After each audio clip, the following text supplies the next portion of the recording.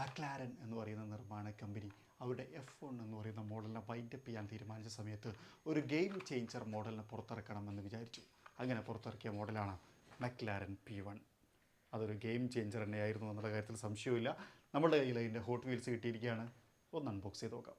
McLaren P1 എന്നാണ് താഴെ കൊടുത്തേക്കണേ. Quarter mile heroes എന്ന് കൊടുത്തിട്ടുണ്ട്.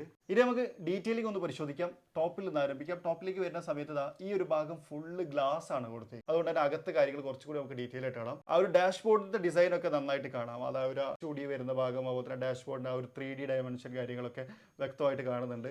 എഞ്ചിന്റെ ഭാഗത്തേക്കും ഇത് ഓപ്പൺ ആയിട്ട് നിൽക്കുന്നുണ്ട്. പക്ഷെ അവിടെ എഞ്ചിൻ ഡീറ്റെയിലിംഗ് ഒന്നും അങ്ങനെ കാര്യമായിട്ട് കാണുന്നില്ല. വീലിലേക്ക് വരാം. വീൽ രണ്ടും സെയിം തന്നെയാണ്. പക്ഷേ ബാക്കിലത്തെ കുറച്ച് ചെറുതാണ്, ഇതിലേക്ക് വരുന്ന സമയത്ത് വലിയാണ്. അതായത് ഇഞ്ച് വ്യത്യാസം. ഡോറിന്റെ ആ ഒരു കർവ് ഷേപ്പ് ഒക്കെ ഇല്ല, അതൊക്കെ നന്നായിട്ട് ഹൈലൈറ്റ് ചെയ്ത് കാണുന്നുണ്ട്. സൈഡിലും കുറച്ചൊരു ഡിഫറെന്റ് ലുക്ക് കൊടുക്കുന്നു. ഫ്രണ്ടിലേക്ക് വന്നു കഴിഞ്ഞാൽ ആ ഒരു ലിപ്പ് ഭാഗങ്ങളും കാര്യങ്ങളൊക്കെ കാണാം.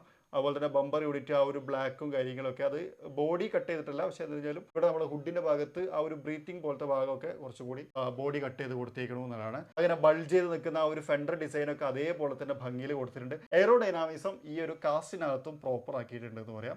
ഡ്യുവൽ എക്സോസിന്റെ ഭാഗമൊക്കെ ആ ഒരു പ്ലാസ്റ്റിക്, അതിന് ആ ബമ്പർ കുറച്ച് പുറത്തേക്ക് തള്ളി നിൽക്കുന്ന തരത്തിലാണ് കൊടുത്തിട്ടുള്ളത്. നന്നായിട്ട് വർക്ക് ചെയ്തിട്ടുണ്ട് മറ്റേ കാസ്റ്റിനെ അപേക്ഷിച്ച്. കാരണം ബോഡിയിൽ ധാരാളം എലമെന്റുകളും ഡിസൈനുകളും ഒക്കെ ഉള്ളതുകൊണ്ടാണ് ഇങ്ങനെ ചെയ്തേക്കുന്നതെന്നാണ് എനിക്ക് തോന്നുന്നത്. ഇതിനെ ഞാൻ പ്ലേസ് ചെയ്യാൻ പോകുന്നത് ഇവിടെയാണ്.